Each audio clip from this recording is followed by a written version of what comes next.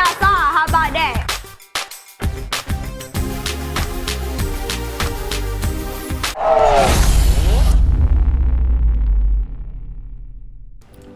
Hey, what's up soldiers? My name is GregFPS, the zombies extraordinaire. I don't know why people call me that, but anyways, today we're going to be covering the entire storyline for Willard Wyler, Willard Wyler's wife, his daughter, and his daughter's husband. So this is going to cover everything from the story. What I did was I went through all the quotes, I pieced them all together to basically tell a story, and I really think you guys are going to love this because this tells you so much juicy information about the Rave and the Redwoods storyline, and also all of the stuff we need to know about Willard Wyler, his daughter's husband, all that stuff in this one episode. I'm going to have another episode coming out next week that's going to cover Willard Wyler as basically a pedophile, and you are going to learn a lot of more crazy stuff about how messed up this freaking guy is.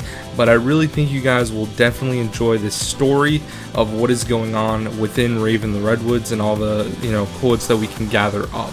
So really hope you guys enjoy the video. If you do, be sure to drop it a like, subscribe if you guys are new, and I'll see you guys in the next video. Peace out. Oh, by the way, I hope you guys enjoyed the intro. Let me know if you did.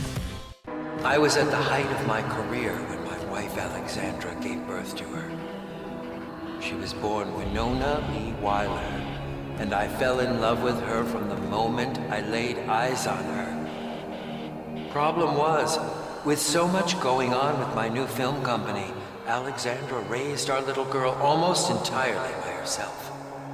I got the news while I was filming on location in New York City.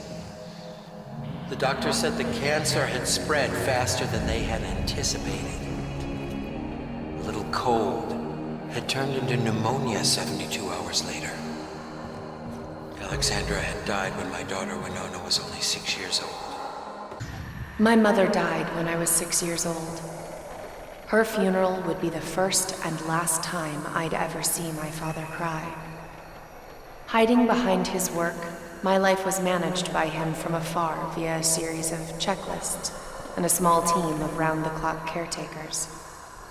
In a state of rebellion, I said yes to Matthew, knowing my father wouldn't approve. I'd worked for Mr. Wyler for some time before meeting Winona. But when I did, I knew she was the one.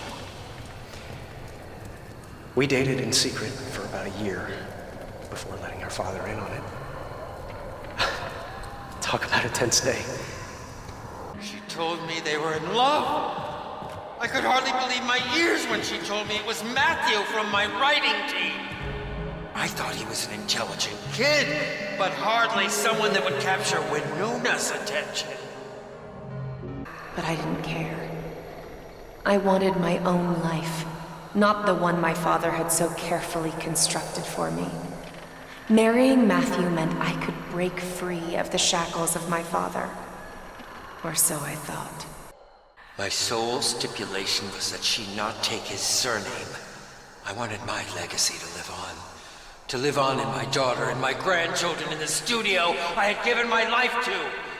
If he were to be my son-in-law, he'd inherit our name. Just prior to our wedding day, Matthew had told me that my father demanded he take our last name, and that he would break us up if he hadn't. I was furious. But Matthew told me not to fret over it, and that he kind of liked the idea. He wouldn't allow me to give her my name. Instead, I was to hyphenate mine with his. That was the only way he'd provide his blessing. Matthew Mason Wyler. I felt like an idiot. But for her, I would have done anything. Winona was the love of my life. And I wasn't going to allow him to keep us apart. They wed in the summer. I nearly walked out of my own wedding and just eloped. She spent almost as much time dealing with the business as I did. Before I knew it, she was sitting on the board alongside her old man. The studio and everything I built was to have been Winona's. I'd have sacrificed everything for my daughter, including myself. My father's company was going under, and he wouldn't listen to anyone, not even me. Travis had warned him, but he didn't care. Willard, please calm down. I'm only trying to help here. He wouldn't listen to me. Even Winona agreed that selling off the assets was the only way not to lose everything.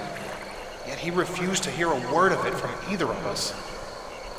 The last 3 films had bankrupted the company, and the blood-sucking debt collectors had come to collect, one way or another. My father would rather watch it all burn than be sold to someone else. I knew I had to go my own way, and allow him to go his. His legacy was his own, not mine to maintain.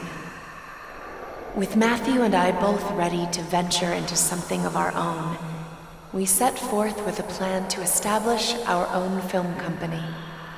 Within a couple of months we were financed, and everything was ready to move forward. I knew breaking the news to my father wasn't exactly going to be easy, but the Band-Aid had to come off. When Winona told me she wanted to break away from her father and create a name for herself, I was hesitant, but supportive. The scolding we received after we told him about the company was terrifying. He accused us of betraying him and cursed us both out. I had never once in my life seen my father so violently angry. He stormed out of the theater, screaming incoherently. Their departure announcement couldn't have come at a worse time. The studio was in severe financial trouble. And what does my scheming daughter and her conniving husband do? They jump ship and announce a new joint studio venture! I told her he was gonna kill us when he found out about the children's film company, but I never thought in a million years that he'd actually go through with it. The vortex that lifted us off our feet and into the screen looked like something right out of Willard's films. Winona was pulled through first, but I wasn't far behind her. As unbelievable as it were, there we stood, in the cabin within his wretched film. When we arrived in the Redwoods film, the shock nearly killed me. I couldn't believe my own father had sold his soul and cast Matthew and I away into the oblivion of this film. We sought refuge on an island and pled with the man on the island to help us. We made our escape from the monsters surrounding the cabin and happened upon the small island at the lake's center. We pleaded with Mr. Smith on the island to let us into his cabin, but he accused us of being in on this entire fiasco with Willard. Coincidentally, on the way back to the shore, we overheard his screams. But whatever had killed him had now turned its attention to us. When I was first attacked, Matthew tried to stop him, but he was too strong for either of us. The slasher attacked Winona first. I tried to defend her, but I was immediately incapacitated. While I lay helplessly bleeding, nearly unconscious, the final sounds I would ever hear were of Winona's screams. I'm so sorry. I love you. I tried to get away, but it tore into my flesh with its blade. My last thoughts were of my husband and the child I had yet to tell him we had conceived. I'm so very sorry, Matthew. I love you.